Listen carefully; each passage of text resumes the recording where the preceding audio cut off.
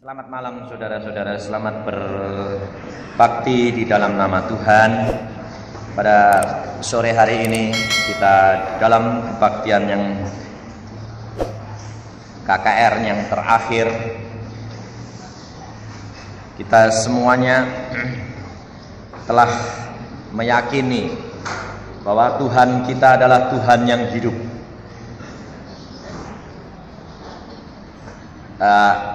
Saudara-saudara dari paduan suara telah menyanyi, karena Tuhan hidup maka ada hari esok. Betul? Tetapi bapak-bapak dan ibu-ibu tadi nyanyi apa? Kerja buat Tuhan selalu manis, terus biar sonder gaji, ya. Mana ada toh orang kerja yang enggak pakai gaji? Ada enggak? Mau enggak orang kerja sonder digaji? Loh, terus terang, bapak-bapak tadi, ibu-ibu tadi nyanyi, benar-benar nyanyi toh? Enggak digaji dari gereja, tapi diminta gaji sama Tuhan enggak? Minta berkat sama Tuhan enggak? Hah? Minta. Makanya terus terang, saya enggak begitu setuju nyanyi kerja buat Tuhan, buat sonder gaji. Tuhan tidak Tuhan yang daoke, yang enggak mau gaji, ngableng kerjaane wong, enggak. Tuhan kita tidak pernah, firman Tuhan berkata apa? Tuhan kita tidak pernah hutang. Bener enggak? Jadi saya kalau nyanyi gitu dituntut setan. Tuntutnya gini, loh Tuhan, dia nyanyi kok, kerja buat Tuhan, tidak dikasih gaji, enggak apa-apa. Enggak digaji, anak istrimu makan apa? Kalau yang nyanyi tadi pedagang, saya setuju. Karena pedagang tidak minta gaji. Tapi kalau yang nyanyi pekerja Tuhan, minta gaji sama Tuhan enggak? Hah? Minta, kok berani nyanyi? Berani nyanyi, nanti kalau enggak digaji karena Tuhan mau ngasih gaji, setannya bilang, Tuhan, dia bilang enggak mau gaji kok. Enggak apa-apa. Nah, lalu gajinya terhambat. Salah siapa? Salah sendiri. Ya toh?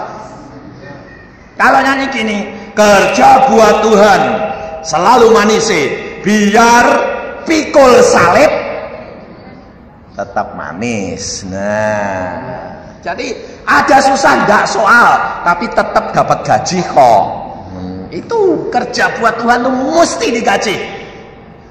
Sebab Tuhan tidak pernah mau utang. Saudara-saudara pernah memikirkan, saudara datang sini disediani duduk, tempat duduk, tidak ada tempat duduk, dicari-carikan. Saudara pernah mikir bahwa yang nyari-nyarikan tempat duduk itu kadang-kadang dia tidak dapat berkat. Saudara pernah mendoakan mereka? Tidak toh? Enggak. Sebabnya apa? Yang penting aku mangan, wong liya ora mangan urusane ndekne lho ya. Coba waktu KKR ini yang jaga parkir, yang ngatur mobil, yang ngatur anu itu, dia turut nyanyi-nyanyi enggak? Saudara tahu, engkau harus doakan mereka. Karena mereka itu golongan yang kerja setengah mati seperti Marta. Tuhan Yesus bilang apa? Marta, Marta, engkau susah-susah dalam perkara yang banyak, tapi satu perkara yang baik adalah yang diambil oleh Maria, duduk diam di bawah kaki Tuhan. Tapi kalau tidak ada orang seperti Marta, kalang kabut. Bener enggak? Hah? Betul ya Bu ya? Kalang kabut. Jadi mereka harus diduakan. Hal ini dialami 2 kali oleh istri saya. Istri saya ditegur Tuhan. Makanya saya berdoa untuk mereka yang jaga parkir, yang itu. Setelah ngatur, sebaiknya cari tempat di mana dapat duduk diam mendengarkan firman Tuhan. Istri saya ditegur Tuhan 2 kali. Yang pertama, karena apa? Ya gitu. Dia orangnya tukang masak. Senengnya masak. Jadi kalau ada hamba Tuhan, ada tamu bawa firman Tuhan, dia ribut masak. Sampai akhirnya kadang-kadang enggak kebagian firman Tuhan. Lalu kalau saya omongin gini, Cat, kowe iki kok sibuk-sibuk, kowe gak dapat firman Tuhan. Tidak ada aku lho, hamba Tuhan yang kok ora ono sing ngrumati, kok nek lara ora iso bawa firman Tuhan. Oh ya bener ya. Ya bener. Tapi saya bilang, engkau makan apa? Ya dapetnya rempelan. Terus kemudian malamnya Tuhan tegur. Dia diberikan suatu mimpi. Mimpi itu tidak dapat dihilangkan. Itu dari Tuhan. Dia mimpi mengatur makanan. Makanan itu dia yang ngambil tugas. Lalu memberikan makanan kepada orang-orang yang datang. Dia masak. Masuk keluar memberikan makanan. Orang semua sudah makan.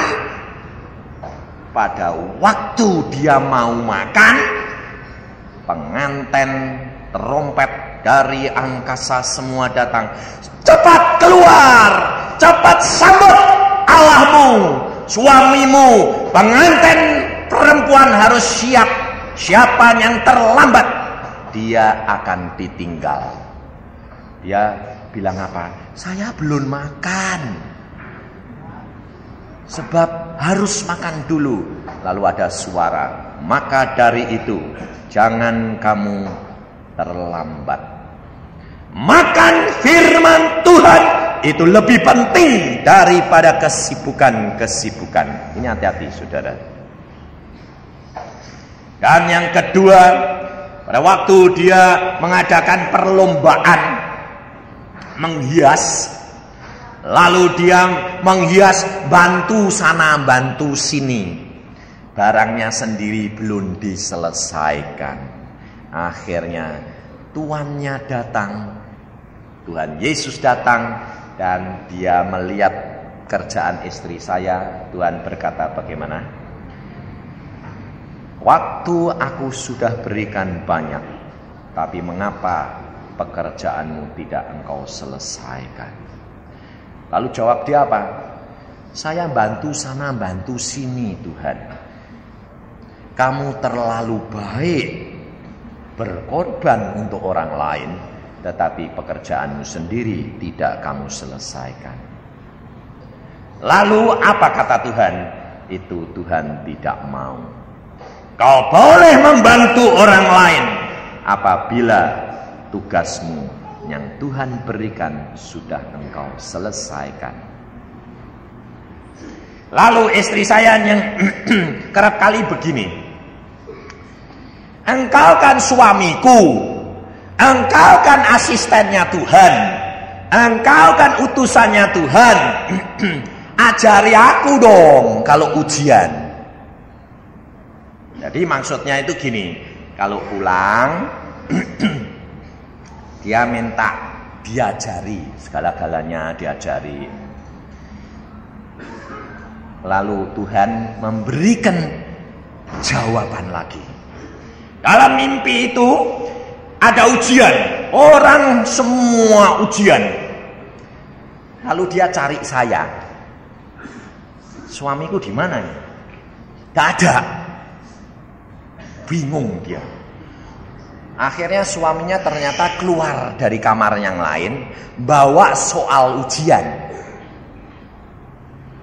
Lalu dia bilang gini,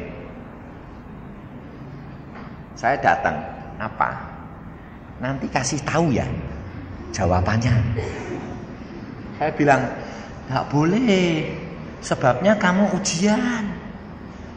Kamu kan asisten. Tapi saya tidak boleh untuk memberitahu. Harus bikin sendiri. Kan kamu suamiku. Tapi guru bilang enggak boleh. Katanya suami istri kan satu. Aku kan gandenganmu. Boleh. Tuhan bilang tidak boleh. Marah dia. Suami kok gitu. Lah tapi saya ini turut guru. Enggak boleh. Lalu dia bilang, bangun. Dia bangunin saya. Ada apa? Malam-malam kok bangunin saya? Aku tuh ngimpi. Kok gak gelem bantu aku? Bantu apa? Ujian tuh loh. Bikin supaya aku lulus. Nggak bisa. Ke surga itu nggak nunut-nunutan. Makanya baca Alkitab, belajar. Jangan males, saya bilang. Lah kue itu kan ngajar. Jadi aku apa-apa tanya. Udah entuk. Nggak carane gitu. Baru dia sekarang mau ngebut. Karena apa? Karena 2 bulan yang lalu pada waktu kita bersekutu dengan anak-anak dan istri saya, Tuhan berfirman melalui adik saya. Tuhan mengatakan apa? Hai istri, awas, jangan kamu ketinggalan. Engkau sekarang sudah dilampaui oleh anak-anakmu. Bayangin. Engkau sudah dilampaui oleh anak-anakmu. Dia lebih tinggi daripada kamu. Malu dia. Dia bilang, Tuhan aku mau sekarang ngebut. Wah ngebut sekarang. Ya. Sebab anak-anak saya sudah punya jam doa sendiri. Di samping punya jam doa bersama dengan saya jam 5 pagi. Dan jam setengah 2 siang kami semua berdoa. Malam mau tidur berdoa bersama. Tetapi di samping itu mereka punya jam doa sendiri. Lalu punya jam doa bersama dengan kakak dan adiknya. Jadi mereka punya jam-jam doa sendiri. Bersama dengan anak-anak sendiri. Bersama dengan orang tua sendiri. Dan membaca Alkitab sendiri. Sehingga mereka itu luar biasa. Rumah tangga selalu diliputi oleh suasana surga. Ini saudara. Sehingga kalau yang satu tidak beres, yang lain Tuhan sudah berbicara. Doakan ibumu. Kalau ibunya jengkel sama pembantu, dia tidak ribut-ribut. Main kode. Mama sudah mulai jengkel, yang satu masuk. Nggak nyebut mamahnya. Masuk semua. Bapaknya juga lihat karena mulai loncengnya bunyi, kereng. Saya masuk kamar. Saya berdoa sendiri. Anak-anak berdoa. Kan rumahnya jadi sepi. Dia marah. Linguk sana. Loh kok ada orang? Linguk sana. Loh kok ada orang? Akhirnya dia masuk kamar. Lihat saya berdoa. Masuk kamar yang lain, anak-anaknya berdoa. Malu sendiri, turut berdoa. Akhirnya diem enggak? Diem. Turun enggak marahnya? Turun. Jadi gembreng enggak? Enggak. Nah, damai lagi. Ini loh saudara. Rahasia daripada keberhasilan rumah tangga, banyak berdoa. Ibu-ibu, bapak-bapak, jangan perintah anakmu berdoa sebelum engkau membuktikan dirimu berdoa. Bapak ibu kerapnya gampang, sembahyang. Papa nggak pernah sembahyang. Anak saya enggak. Saya berdoa, dia lihat, dia tanya, Papa kok sembahyang terus itu manfaatnya apa? Saya berkata, berbicara dengan Allah. Tuhan bisa ngomong? Bisa. Kalau saya sembahyang Tuhan mau ngomong? Mau. Tidak percaya? Buktiin. Kalau tidak Tuhan berbicara, jangan jadi orang Kristen. Saya tantang gitu. Anak saya loh, ya baca, ya berdoa. Seminggu tidak dijak omong mbak Tuhan, dia bilang, kok tidak dijak omong? Firman Tuhan berkata apa? Bertekun sampai ke akhir. Oh, harus tekun ya. Akhirnya dia baca terus berdoa. Satu saat saya mengatakan, Tuhan, jamah anakku. Tuhan datang, Tuhan mengatakan, aku mau berbicara dengan engkau. Aku ajarin engkau Alkitab. Baru sekarang getol Alkitab. Dia baca, diajari oleh Tuhan. Ini loh saudara. Dan sejak itu dia tidak bisa lepas daripada hadirat Tuhan. Dia langsung dalam segala perkara berdoa. Kalau Tuhan mengatakan A, B, peduli amat. Pokoknya berjalan dengan Tuhan. Dan itu dialami oleh anak-anak saya. Di sini kita melihat saudara bahwa hidup dengan Tuhan itu luar biasa. Pernah sekali dia pada waktu dia ulangan, dia mengatakan pada saya begini, Pak, ini ada ulangan tapi aku itu sudah ngantuk. Sudah ngantuk sekali. Lalu saya berdoa, Tuhan, besok itu ulangan, saya ini sudah ngantuk. Bagaimana ini Tuhan? Saya minta Tuhan kau bangunkan besok jam 4 supaya saya bisa berdoa, dan setelah itu saya belajar. Dah sembahyang tidur. Jam 4 tidak dibangunin Tuhan. Bangunnya jam 6, telat. Setelah berdoa jam 5 tidur lagi. Lupa kalau dia ada ulangan. Setelah itu dia ngomel, Pak, Tuhan kok tidak bangunin ya Pak? Aku sudah berdoa kok tidak dibangunin. Kamu yakin tidak doamu didengar? Yakin. Lah kalau yakin kenapa kamu ngomel? Lah kenapa saya tidak dibangunin?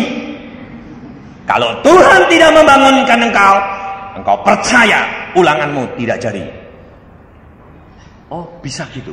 Kenapa kamu tidak klaim? Karena apa? Karena kamu sudah minta. Dan Tuhan sudah tahu. Kamu mau belajar. Kamu setia. Tetapi kamu tidak dibangunkan. Berarti Allahmu tahu. Tidak jadi ulangan.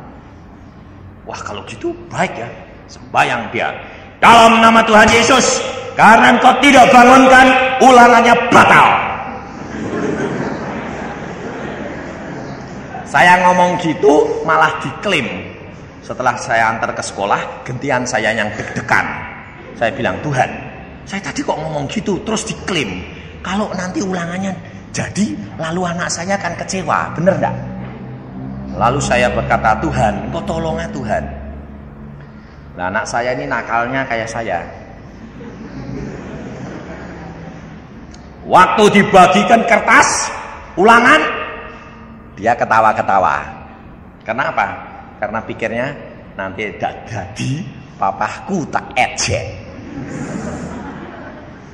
Waktu kertas dibagikan dia ketawa-ketawa.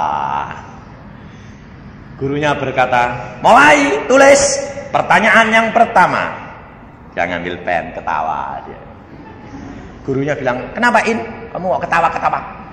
Namanya itu Iin, Rahel. Tidak ada apa-apa Pak. Nomor 1 apa Pak? Nomor 1 sedang mau disebut, bapaknya gini, oh tidak jadi. Langsung dia itu lupa, dia bilang puji Tuhan. Bapaknya melotot, apa? Ulangan tidak jadi, puji Tuhan. Ya Pak. Lalu apa? Bapaknya ngomong apa? Tidak jadi karena saya mau cuti. Jadi saya mau cuti dulu, tidak mau dibebani meriksa ulangan. Pulang-pulang dia bilang, Pak, apa yang gini itu apa? Ulangannya memang bener Rak Sido. Memang Pak, Tuhan itu luar biasa. Saudara itu harus praktek. Tapi saudara takut praktek. Karena apa? Takut kecewa. Belajar praktek, maka engkau akan mendapatkan. Firman Tuhan hari ini mengajar kepada kita bahwa masa-masa yang akhir zaman ini apa yang akan terjadi. Di dalam 2 Timotius pasal yang ketiga. 2 Timotius pasal yang ketiga.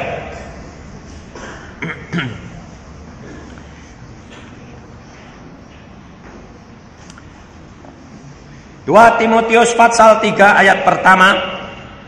Paulus pada waktu dia menulis ini, dia sudah tahu apa yang akan terjadi masa-masa yang akan datang. Karena Roh Kudus sudah memberitahukan kepadanya perkara-perkara masa sekarang ini, masa saudara dan saya di sini masa sekarang sudah ditulis di dalam 2 Timotius pasal yang ketiga. Ketahuilah bahwa pada hari-hari terakhir akan datang masa yang sukar. Manusia akan mencintai dirinya sendiri dan menjadi hamba uang. Mereka akan membual dan menyombongkan diri. Mereka akan menjadi pemfitnah.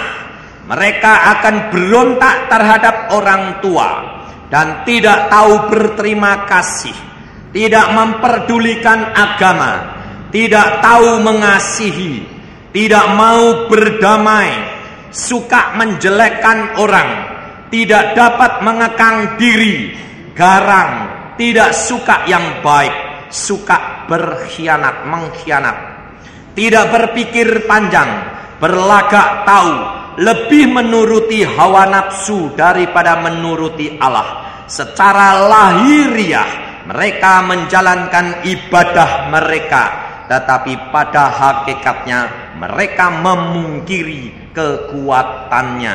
Jauhilah mereka itu. Saudara tahu? Ini keadaan masa zaman sekarang, akhir zaman ini. Dan hal ini sudah terjadi. Segala sesuatu yang kita telah dengar, anak-anak muda tidak menghormati orang tua, mereka memfitnah, mereka menyombongkan diri, mereka membanggakan diri, mereka menjadi budak-budak uang. Itu terjadi masa sekarang, saudara tahu. Mengapa masa sekarang hal itu terjadi? Sebab kuasa gelap sudah tahu bahwa kedatangan Yesus sudah hampir tiba dan kuasanya dipertambahkan. Hal ini. Tetapi mengapa masih tersendat-sendat, masih dapat dikuasai, masih dapat ditahan segala jerat-jerat iblis, segala tipu muslihat iblis, segala perkara yang kami telah baca tadi masih dapat dihambat? Siapa yang menahan dia? Di dalam 2 Tesalonika pasal yang kedua kita baca ayat yang ketiga. Ayat yang pertama mulai saja supaya kita tahu sampai ayat 7, supaya ini mempersiapkan diri kita untuk kita masuk ke dalam kepenuhan Roh Al-Kudus. Hal ini penting sekali karena apa? Kalau kita tidak mempunyai kepenuhan, tak dikuasai oleh Roh Al-Kudus, hidup kita akan terbawa oleh arus ini dan kita terhilang. Karena tiada seorang pun yang sanggup untuk bertahan dengan arus-arus dunia yang serakah dan hamba-hamba uang ini. 2 Tesalonika pasal 2 tentang kedatangan Tuhan kita Yesus Kristus dan terhimpunnya kita dengan Dia.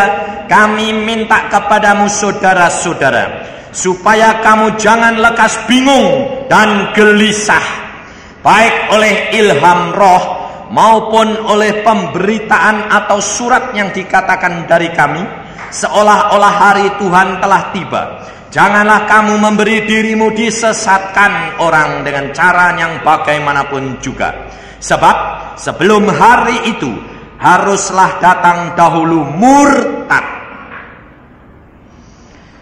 dan haruslah dinyatakan dahulu manusia durhaka yang harus binasa, yaitu lawan yang meninggikan diri di atas segala yang disebut atau yang disembah sebagai Allah. Bahkan ia duduk di bait Allah dan mau menyatakan diri sebagai Allah.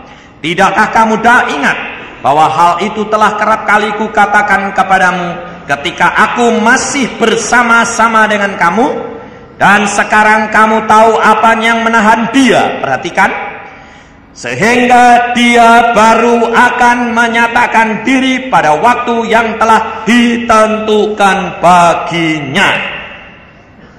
Karena secara rahasia kedurhakaan telah mulai bekerja, tetapi sekarang masih ada yang menahan.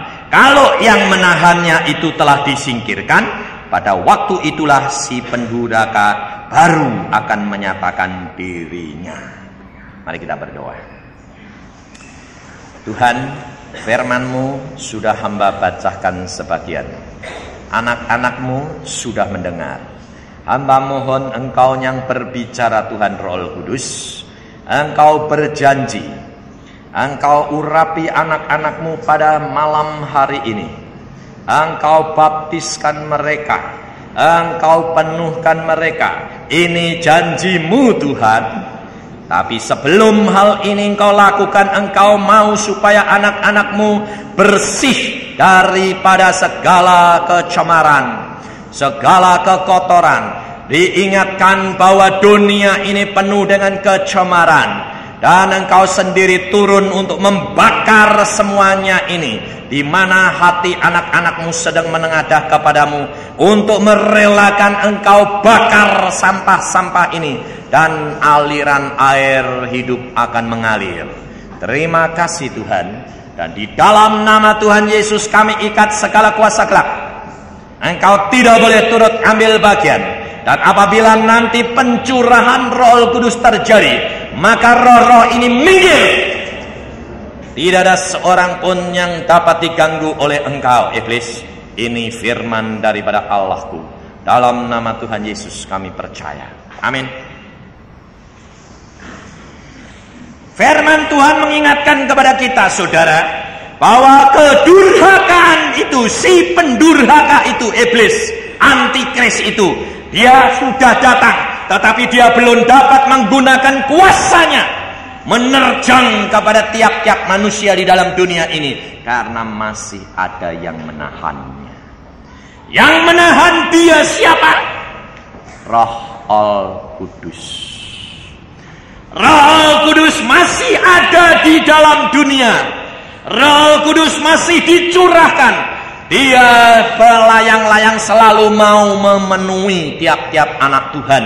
Karena dia tahu masanya akan datang di mana Roh Kudus diangkat dari dalam dunia ini. Saudara tahu, masanya akan datang, Roh Kudus akan meninggalkan dunia ini, dan pada masa itu manusia akan kelaparan dan kehausan. Kalau Roh Kudus diangkat, maka pendurhaka ini tidak ada yang menahan. Dan semua rencana dia jadi. Dan manusia tidak ada yang kuat dapat bertahan mengenai hambatan dan kuasa itu. Coba kita perenungkan. Ada anak Tuhan yang tidak percaya bahwa anak Tuhan itu dapat terpengaruh oleh kuasa gelap. Saya yakin di sini dulu banyak yang pergi ke dukun-dukun atau pergi ke Gunung Kawi. Karena Surabaya dekat Gunung Kawi, benar tak? Banyak yang pergi. Dan apabila orang yang pergi ke sana minta kekayaan, setan minta syarat enggak? Minta ganti enggak? Ganti. teman saya di Bandung, dia anak Tuhan. Pada satu hari saya sedang di Solo, istrinya ini tahu-tahu dapat serangan sesak napas. Lalu periksa dokter spesialis karena dia orang kaya. Cari spesialis dokter, diperiksa, check up, general check up. Jantungnya, tekanan darahnya, semuanya, urinenya beres. Syarafnya beres. Serangan itu datangnya malam Jumat sama malam Senin. Kok rutin? Asal mulai malam datang, terus takut. Napasnya sesek. Pergi dokter cek, tidak ada apa-apa. Datang pulang tidak ada apa-apa. Pergi tidak ada apa-apa. Dokternya sampai bingung, tidak ada apa-apa. Ganti dokter, tidak ada apa-apa. Tapi tambah lama tambah berat. Pada satu hari saya masih di Solo, istri saya ditelepon, cepat datang sini. Kenapa? Istri saya. Kenapa istrimu? Sudah napasnya hampir putus. Tidak bisa napas. Lalu istri saya lari ke sana. Dia lihat. Lego. Setelah lego, enak. Ini kuasa gelap. Nah, istri saya biasanya tidak tahu melayani gitu. Bingung dia. Suamiku di Solo, piye ini Tuhan? Aku bingung ini. Terus dia diberikan hikmat sama Tuhan, panggil saudaramu seiman, hamba Tuhan itu. Ditelepon, dia hamba Tuhan mengatakan apa? Saya sibuk sekali, mampir sebentar saja. Datang, lalu berdoa. Oh ya betul, ini betul, karena ada kuasa gelap. Ada kuasa gelap sih. Suaminya bilang apa? Masa orang Kristen bisa kena serangan kuasa gelap? Loh, Anda tidak percaya toh? Wah, tidak bisa. Kenapa tidak bisa? Apabila engkau lemah, engkau kena. Karena engkau tidak ada kuasa kepenuhan roh. Kayak apa kuasa gelapnya? Wah, ini si suami ini mau minta bukti. Lalu dia berdoa, Tuhan tunjukkan serangan ini dari mana. Wah, hamba Tuhan ini dapat penglihatan. Ada benda rupanya kayak begini, digambar sama dia. Dia dalam penglihatan. Ditulisi Arab, dalamnya ada tulisannya begini, tulisan Tionghoa. Isinya ini jarum, ini. Gambar. Suaminya orang yang tidak percaya ini. Ya, warnanya apa? Merah, kuning. Ya. Di mana? Dia sembahyang. Di depan. Sebelah mana? Di taman. Taman segede itu nyarinya bagaimana bendanya kecil. Bingung dia. Dia mau pergi. Lalu istri saya bilang, yuk kita sembahyang sekali lagi. Pasti Tuhan memberikan petunjuk. Tuhan di mana ini? Oh, di sekitar situ. Lalu istri saya berdoa begini, Tuhan, biarlah si suami yang menemukan supaya dia percaya. Lalu pada waktu itu suaminya nyungkel, rumputnya dibongkar. Rumput tamannya itu dibongkar. Setelah dibongkar sama dia, muncul bendanya persis yang digambar oleh hamba Tuhan. Dibuka betul persis. Baru dia mengatakan apa? Aku sekarang percaya. Ternyata orang main kuasa gelap itu jahat sekali. Karena apa? Karena usaha dia disaingi. Mau dibikin mati istrinya. Saudara tahu? Masa-masa sekarang adalah masa yang jahat, di mana orang kalau pergi ke tempat-tempat lain mencari kuasa, Dan orang Kristen kerap kali terjebak. Kalau mengalami musibah, kalau mengalami anak sakit, kalau sudah ekonominya mundur, dikatakan di sana loh ada orang pinter. Datang enggak? Orang Kristen cari enggak? Cari toh? Padahal punya kuasa Roh Kudus lebih dari segala-galanya. Yang ada di dalam kamu lebih besar daripada roh dunia ini. Tapi orang Kristen mencari yang kalahan.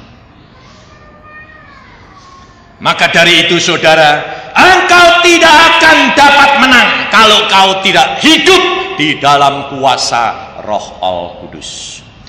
Karena masa ini masih ada yang menahan. Di sini dikatakan iblis, pendurhakaan yang paling besar, si setan itu masih ada yang menahan, sehingga mereka tidak dapat merusak anak-anak Tuhan sebelum waktunya. Siapa yang menahan dia? Roh Al-Kudus. Maka kalau engkau hidup di dalam penuh dengan Roh Al-Kudus, hidup di dalam kepenuhan Roh, tidak ada satu orang boleh berbuat apa-apa. Ini saya alami sendiri. Saya kerap kali diserang oleh kuasa-kuasa gelap.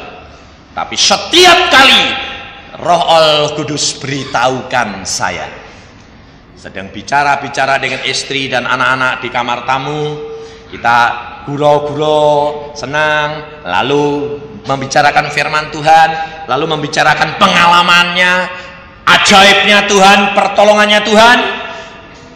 Tahu-tahu Tuhan mengatakan sembahyang. Saya bilang sembahyang. Ada apa? Tidak tahu. Tuhan sembahyang. Ayo sembahyang. Sembahyang sebentar. Tuhan memperlihatkan. Tuh. Ada serangan bola hitam. Syang. Saya katakan dalam nama Tuhan Yesus, hancurlah kamu, iblis. Ledakan terjadi, tinggal seperti kilat. Anak-anak bilang, apa tadi? Itu serangannya sudah meledak. Beres. Tidak usah khawatir. Saudara tahu, dimanapun engkau berada, Allahmu memberitahu apa yang terjadi. Maka saya tidak pernah lalu mengatakan pada istri saya, hari ini saya ada di Surabaya, di jalan apa? Tidak pernah. Dan istri saya pun tidak pernah tanya dan tidak pernah ribut. Suamiku ada di mana? Tidak. Karena apa? Dia tahu Roh Al-Kudus adalah Allah yang kuasa, yang memberitahukan apa yang akan terjadi. Pada waktu anak saya dulu sakit keras, umur 1 tahun, saya di Jogja, istri saya di Semarang, anak ini 1 tahun, tahu-tahu sudah kolaps, mau mati. Saya di introkal, di telegram, anak sakit keras, segera pulang. Saudara tahu apa yang saya lakukan? Saya cuma ambil telegram, masuk kamar. Tuhan, bacao. Nek sembayang itu mbok jangan angel-angel. Sembayang lereng, ya Allah Bapak panjang. Barusan kata-katanya dikatakan, aku maunya gini, bener toh? Biasanya itu abang-abang lambe sik supaya narik atine Tuhan, agak ngomong, bener toh? Tuhan tuh tidak perlu mbok sogo ambek baik-baikan. Hatimu tahu Tuhan. Sembayang tuh mbok blak-blakan aja. Saya ya gitu kok. Jengkeng Tuhan, baca. Tak tunggu sampai Tuhan baca, kira-kiranya seperti saya baca. Sudah, saya bilang, bagaimana Tuhan? Jadi mati anakku. Tuhan bilang, tidak. Hah? Tidak jadi? Sembuh? Sembuh. Istriku, kenapa kok mau sembuh ke? Istrimu sudah menyerah, rela. Amin, saya bilang. Saya pulang. Tidak. Coba kalau istri-istrinya tidak kenal suaminya, dikasih tahu anaknya sakit keras, tidak mau pulang, wah jangan-jangan kecantol, bener enggak? Terus pikirannya negatif, bener ya ibu-ibu ya? Loh betul enggak? Kalau di telegram suruh pulang-pulang, enggak pulang-pulang, pikirannya bapakmu nyeleweng, ya dah. Nah belum dia imani nyeleweng temenan nanti. Saya ndak pulang, saya tetap ujian, habis itu hari kedua saya barusan pulang. Tetangga saya bilang apa? Anakmu meh mati kok kowe ndak pulang? Saya ketawa, saya sudah tahu. Loh, tahu dari mana? Di telegram. Tapi ndak mati toh, hidup toh? Iya. Ya saya sudah tahu. Tahu dari mana? Yang punya hidup. Geleng-geleng tetangga saya. Lalu istri saya gendong anak saya di depan. Saya datang, saya bilang, halo. Dia ketawa.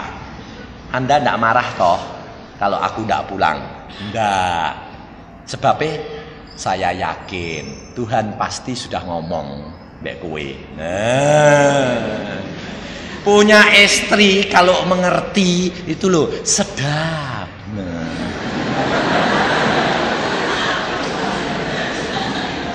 Sebabnya suami ini tidak pernah bingung. Ngerti? Dari permulaan saya sudah katakan, percayalah Allahmu dapat berbicara. Tidak usah takut, Allahmu sudah mengatur segala-galanya bagi engkau. Ini saudara, hidup dengan dia adalah hidup yang penuh dengan kesukaan, hidup yang penuh dengan teratur. Kita tahu apa yang akan terjadi karena kita punya Roh Kudus yang luar biasa. Kalau engkau hidup di dalam roh, maka setan yang roh itu dia masang jerat engkau, diketawai, karena Roh Kudus adalah radar kita. Mau ada serangan, ada bom masuk, peluru kendali datang, radar sudah ngasih tahu, awas. Nah, enak toh? Santai aja, enggak apa-apa. Terus tanya Tuhan, bagaimana Tuhan? Itu dilawan, tembakkan peluru nama Yesus, ambrol. Kok susah?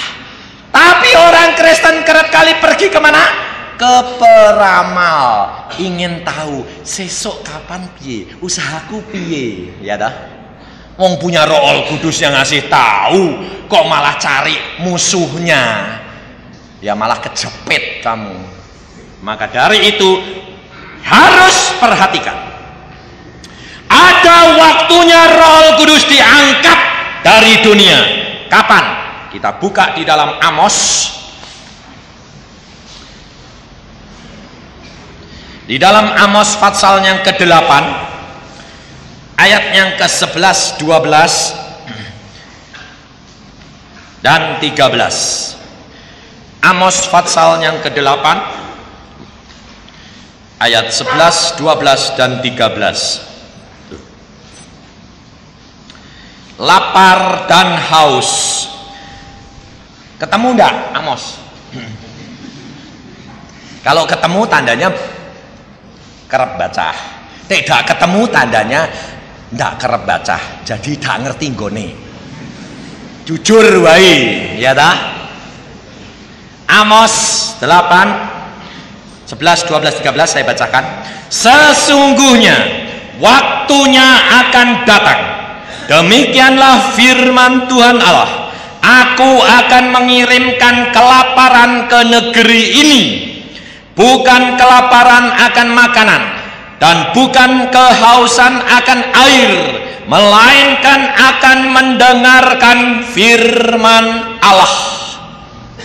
Mereka akan mengembara dari laut ke laut dan menjelajah dari utara ke timur untuk mencari apa? Firman Tuhan, tetapi tidak mendapatnya. Hati-hati loh ya. Pada hari itu akan rebah lesu anak-anak dara yang cantik, dan anak-anak teruna akan haus. Mereka akan haus, mereka akan kelaparan. Kelaparan akan apa? Firman Tuhan. Mereka akan mencari dari pulau ke pulau, dari lautan ke lautan, dari benua ke benua, tidak menemukan, karena Roh Al-Kudus, firman kebenaran dan air hidup sudah diangkat dari muka bumi ini. Mereka akan letih lesu karena mereka mencari tetapi tidak mendapatkannya. Maka dari itu saudara, mumpung sekarang ini adalah masanya hujan akhir, Roh Kudus diturunkan, Dia memberikan zaman anugerah kepada engkau dan saya untuk menikmati kepenuhan berlimpah-limpah. Engkau harus ambil secepatnya sebelum terlambat. Di dalam Yohanes pasal yang ke-7 dikatakan, ayat 37, 38 dan 39.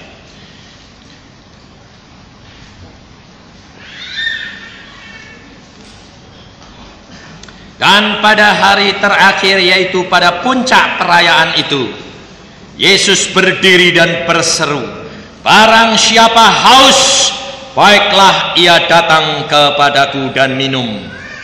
Pada hari ini adalah puncak daripada akhir KKR. Yesus berseru, "Barang siapa haus, baiklah ia datang kepadaku dan minum." Barang siapa percaya kepadaku seperti yang dikatakan oleh kitab suci, dari dalam hatinya akan mengalir aliran-aliran air hidup. Yang dimaksudkannya ialah roh yang akan diterima oleh mereka yang percaya kepadanya. Saudara, perhatikan firman Tuhan ini. Karena hari ini adalah hari yang terakhir daripada perayaan KKR ini. Yesus berjanji, tadi malam Roh Kudus berjanji kepada saya di sini, besok aku akan curahkan dan penuhkan mereka, tergantung daripada cawan-cawan hati mereka.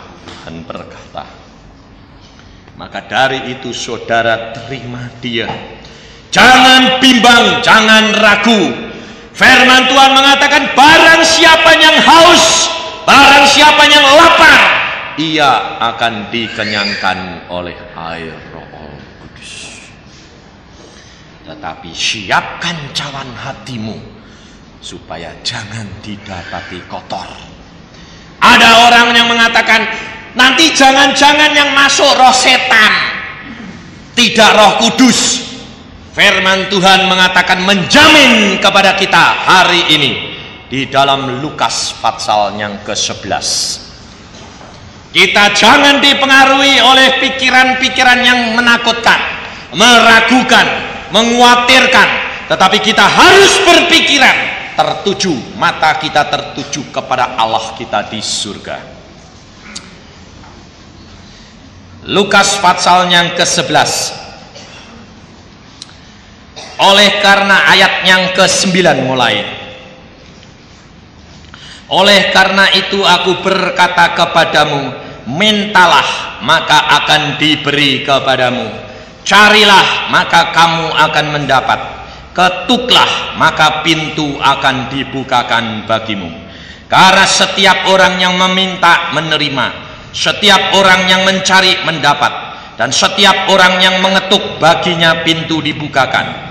Bapak manakah di antara kamu jika anaknya minta ikan daripadanya akan memberikan ular kepadanya, anaknya, dan akan ganti ikan?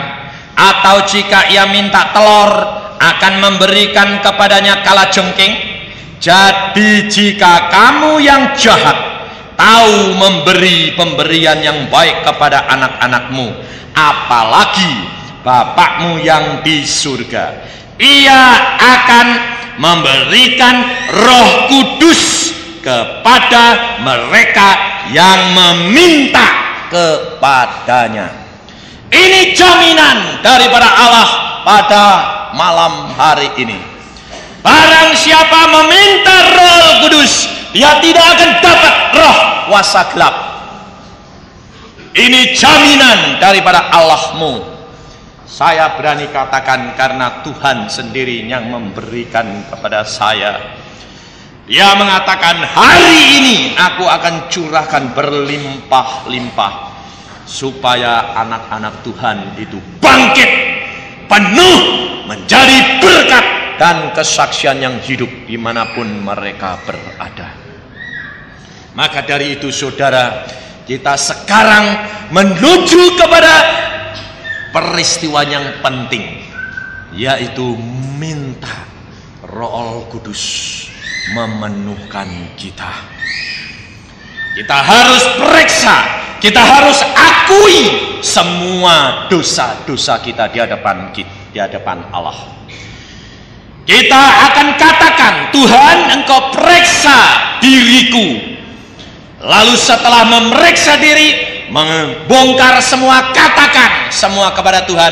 Lalu katakan di dalam diri kita masing-masing, di dalam nama Tuhan Yesus, segala ikatan-ikatan yang menghambat, segala roh-roh, segala ikatan pikiran yang mengikat, kami putuskan dalam nama Tuhan Yesus. Sebab kerap kali saudara tidak sadar, saudara itu diikat dengan pikiran saudara.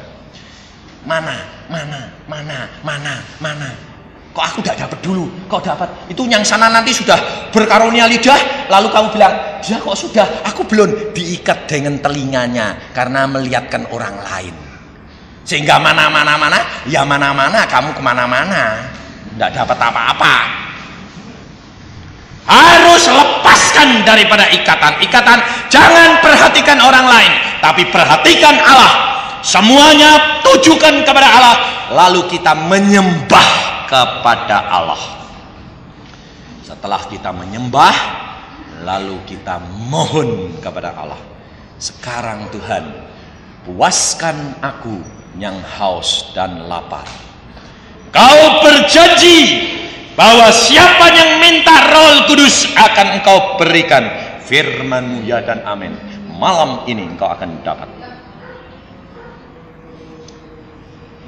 Maka dari itu saudara, saya peringatkan, karena waktu tempatnya tidak cukup, semua nanti berdiri. Di dalam kita menyembah, kalau nanti sudah merasa lemas, lebih baik duduk. Jadi jangan jeplak. Sebab kerap kali kalau berdiri, kita sedang menyembah, ada urapan, tidak kuat. Kehadiran Allah hadir luar biasa, orang itu jatuh. Jadi harus duduk kembali ke tempat. Kalau dapat bertelut. Kalau tidak dapat, duduk.